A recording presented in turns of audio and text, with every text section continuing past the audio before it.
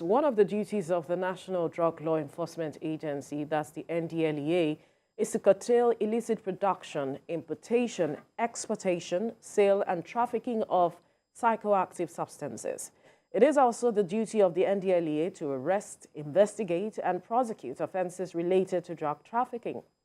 Despite their commendable efforts in closing up all avenues for the free flow of illicit substances and arrest of drug peddlers, the tide continues to rise. Officials of the agency also risk their lives in the line of duty, as is most evident in a recent incident that has left an official battling for his life. The official was knocked down by a car owned by a suspected drug dealer identified as Kayode Sowunmi while fleeing arrest at his apartment in Lekki.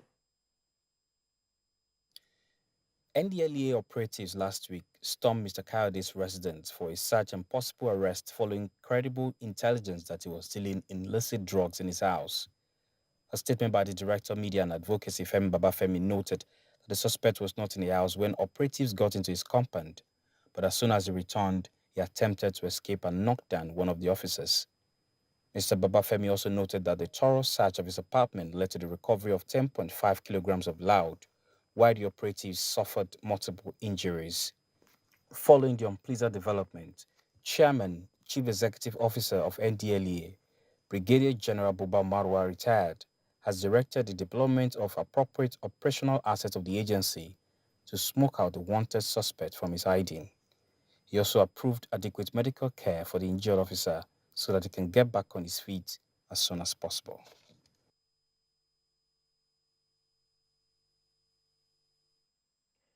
Well, joining us via Zoom is Director of Media and Advocacy, NDLEA, Femi Babafemi. Good morning.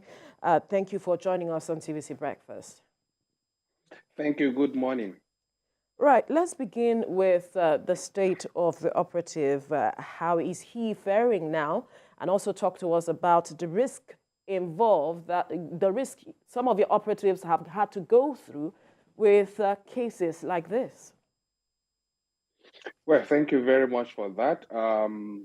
At the moment, he's on referral from the initial hospital to another specialist hospital because of the compound fracture, especially the compound fracture that affected his legs, his two legs. So we only praying that the specialist hospital where he is at the moment, where he's been referred to, would be able to handle that. And in quick time, he will be able to recover and be on his feet again. But then, like your reporter rightly said, the chairman of the agency has been on the case and providing everything possible just to ensure that he gets the good treatment that he deserves at this critical point where he's facing this kind of challenge so that he can be back on his feet, return to his family, and also that could also encourage and boost the morale of his colleagues that were involved in that operation and others across the country. Talking about the notorious criminal notorious drug dealer in question, Sowunmi Ayodeji, who is at large, how much progress has your agency made to ensure that he's been nabbed? Well, definitely is, their modus operandi in a situation like this. He's on the move, but then we are definitely the fact that we're able to get information about him, about his movement, shows that indeed we're making progress. And we are glad that indeed members of the public are also supporting with information, and we encourage more of that.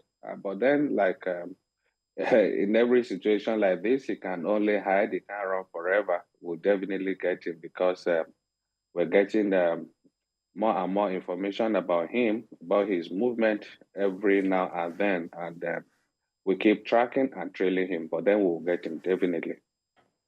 Right. There are those who wonder how far the agency is willing to go to get persons like this.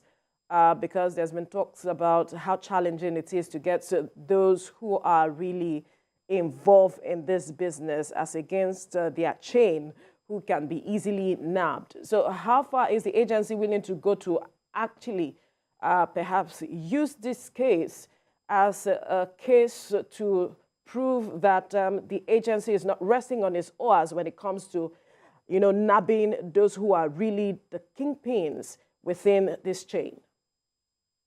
Well, even those that have been that are bigger than him in the underworld, we've been able to pin them down, and especially things are better now with the kind of synergy we have with other law enforcement agencies within the country and even outside the country. Perhaps even if he finds his way outside the country, it's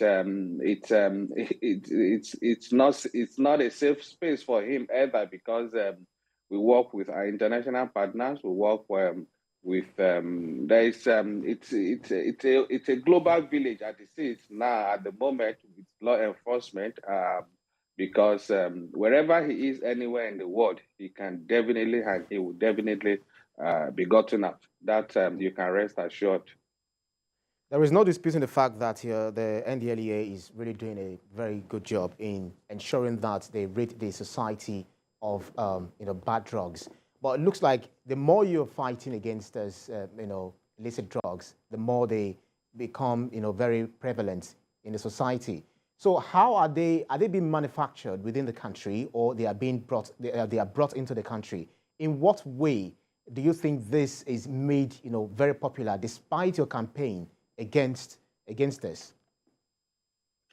One, this is a global problem. This is a problem that has also been there for decades. So it's not going to take General Marwa's leadership of the agency just 2 years or 3 years or even 4 years to eradicate totally. And that's why you can see, even with the intensity of the activities, the work of the agency, you are still seeing some of these ugly developments and here and there. But then that's how it should be, especially when we're putting so much heat on them, and so they become more desperate, because we know that indeed they were inflicting heavy losses on them. They are losing their investment. They are losing. Just imagine in about 30 months, we've made over 32,000 arrests, and in the course of the same period, including these 32,000 arrests, we've had over 38 variants included. So that's a huge thing, because these were people that over the years have been invisible, or there are people that nobody has been able to touch, but now the agency has been so bold, so daring, so audacious enough to go for them, not just the bulls, not just the traffickers, who go for the real kingpin, so as to be able to cripple the cartels, their networks. And definitely this will take some time with the cooperation and support of the citizenry. But beyond all of that, again, we also have quite a lot of expectations from the society, from the different units of the society, starting from the family, all the stakeholders, the religious institutions, the traditional institutions, the community, at the community level. And that's why the agency has been pushing the War Against Drug Abuse Advocacy Initiative, so as to mobilize everybody to buy in and take ownership of the fight in a way that we don't have to look at it as that of the NDLEA alone, or as that of President Tinubu alone, or as that of General Marwa alone. We have to look at it as our own, a collective thing, because it's all about our lives, it's all about the lives of our children, it's all about our safety, it's all about public health. And so all of these things concern us, affect us, and so we have to take it the way the agency has been approaching it, using the whole society approach to get everybody involved, so that we all can do our own little thing in our own little sphere, in every sphere of that we have as our own sphere of influence. We must be able to use that to talk to somebody, to be responsible, to stand up as good parents, to be able to do the right thing we need to do in the upbringing of our kids at the school level, to be able to stand up as good teachers, to be able to tell these pupils, our students about the dangers of abusing illicit substances. So by the time we connect all of these dots and do the right thing, they will definitely see the kind of changes we're expecting. Given the fact that at the level of drug supply reduction, the agency is all out to ensure that we cut access and availability of these drugs. At the same time, on the other hand, in the area of drug demand reduction, we're providing advocacy, we're mobilizing the people, raising awareness, and mobilizing people to get involved in this whole thing. At the same time, providing treatment for those that are already involved, those that are already battling with substance abuse, while at the same time, we're working with other stakeholders to ensure that those that have been treated are properly reintegrated back to the society. Now, that's a lot of work the agency is involved with, obviously from your explanation, connecting the dots. And I am wondering what has been the weakest link in connecting all of these dots, because if you look closely, most of these persons involved in these activities actually come from a home. So what, in your view, thus far has been the weakest link, and how is the agency, addressing that link critically so that they can achieve better results at the end of the day? Well, basically, we still have to see that from the society. Where you look at the society, over time, the agency has been perceived as basically a law enforcement agency that has only responsibility to arrest, investigate, seize, and prosecute offenders. The society has obviously over time not accepted or understood the fact that the NDLEA also has a responsibility for drug demand reduction, that is pushing advocacy to prevent drug abuse, to prevent drug trafficking, at the same time providing care, providing support for those that are ready to change or those that are seeking help or treatment. And that really played out recently when we had an encounter with Naira Marley. The way some members of the society reacted obviously showed that they also don't understand the fact that the agency, beyond the law enforcement, also has a responsibility to mobilize the society, every member of the society, to push for advocacy that will prevent people from getting involved in substance abuse, and for those who are already struggling with substance abuse to also get treatment. All of this the agency provides, but over time, over the years, I think our society has only focused on the law enforcement without the understanding that indeed there is also a significantly important aspect of the job of the agency to provide advocacy, to provide awareness, and to also provide care and treatment for those that are struggling with this substance abuse. Beyond that, we also think that because all of these problems start from the home, we also believe that we all have to accept this as a collective fight, not an individual fight. Like I said before, it's not about President Tinubu alone. It's not about the First Lady of Nigeria alone. It's not about General Marwa. It's not about the NDLEA, even as an institution. And it's not even about all the law enforcement agencies in Nigeria. It goes beyond all of these people. It's about the whole society itself. That's what I said, that we are all pushing, we are at the NDLEA, we are pushing a whole society approach in a way that we involve everybody. If parents from the home start real intentional parenting, there are quite a lot of things that would have been corrected from the home front at that level. If we all wake up to do what we ought to do, quite a lot of things would have been corrected at that level. And when we get to the stage of worship places, if these issues are constantly put in the face of members of the church, if they are reminded every now and then, Sundays on the altars, Fridays in the mosque during Jumat, wherever these people have to listen to their religious leaders, if these things are constantly put in their faces and reminded that indeed we have to abstain from this, we have to let our children abstain from this, these things will remain in our consciousness, and by so doing, it will be deep rooted in our society, in our homes, in our minds, to the point that even if you want to do it, those are the words that will be ringing in your head. That no, you've had this from your parents, you've had this from your religious leaders, and you at that point, you will be forced to be able to make the right choices. That is healthy living, rather than falling back into substance abuse that will lead you to nowhere except your peril. Interesting. So let's talk about interagency collaboration, because sometime in April, the NDLEA signed an MOU with Nigeria Customs Service, for information and intelligence sharing. So how would you say that this has impacted in your struggle against drug abuse and also the drug cartels? How would you say that this collaboration has been working, in your struggle?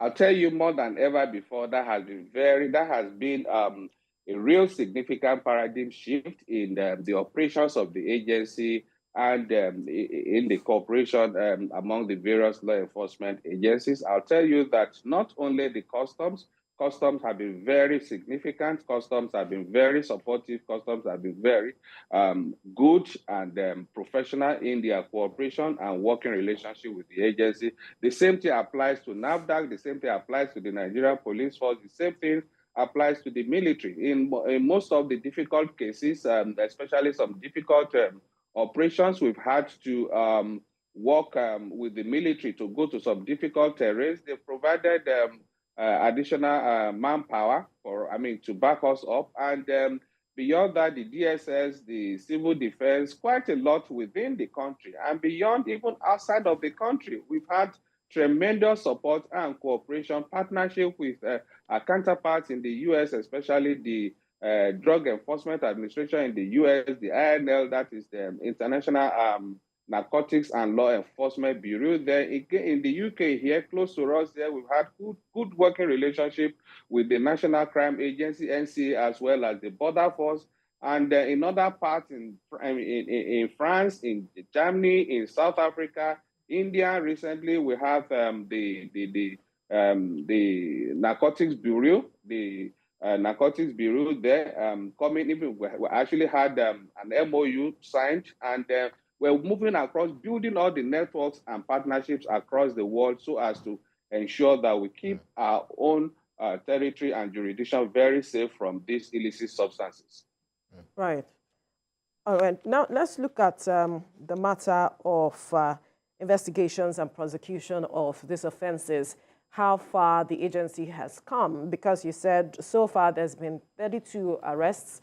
How much progress has been made? 32,000. 32,000, yes. 32,000. My apologies, yes. 32,000 arrests. So how far have we come with regards to investigations and prosecutions? Absolutely. I'll tell you that indeed the agency has almost 90% success rate when it comes to prosecution. As I speak with you, I know that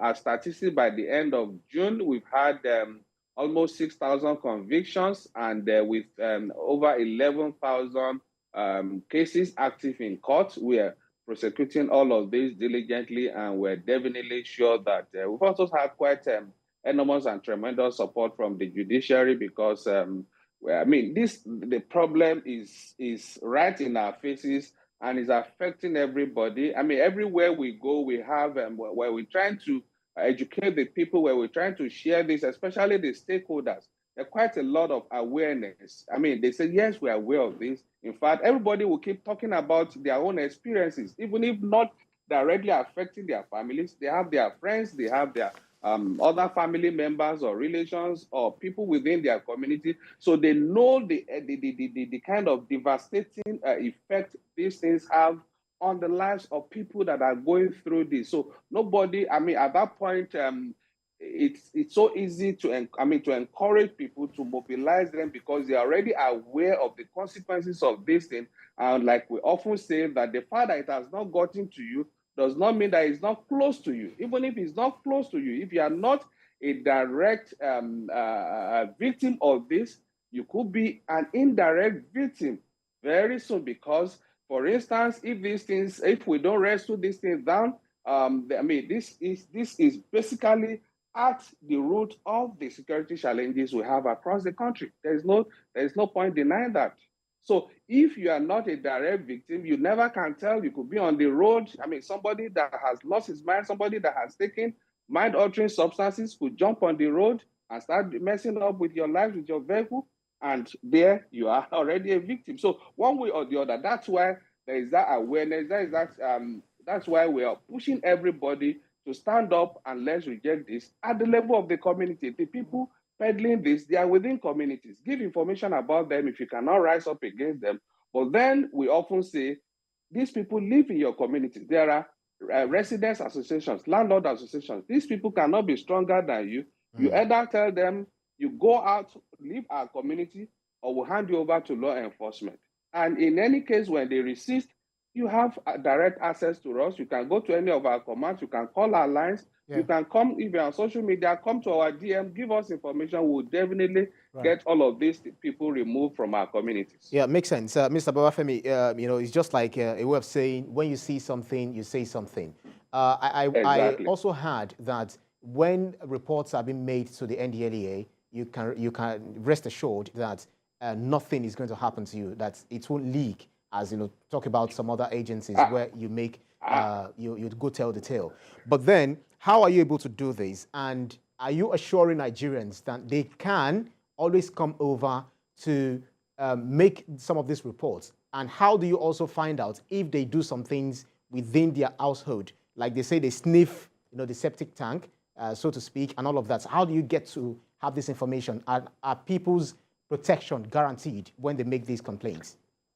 Absolutely. And like we often encourage, we don't need your details, you giving the information. So we don't need your details. All we need is the details of the particular suspect or the particular location. That's all we need. And we'll do our own checks and surveillance to confirm some of this information. And when we confirm we have sufficient evidence to move in, we move in. We actually don't need you to, we don't need to come back to you. We don't need your details for anything.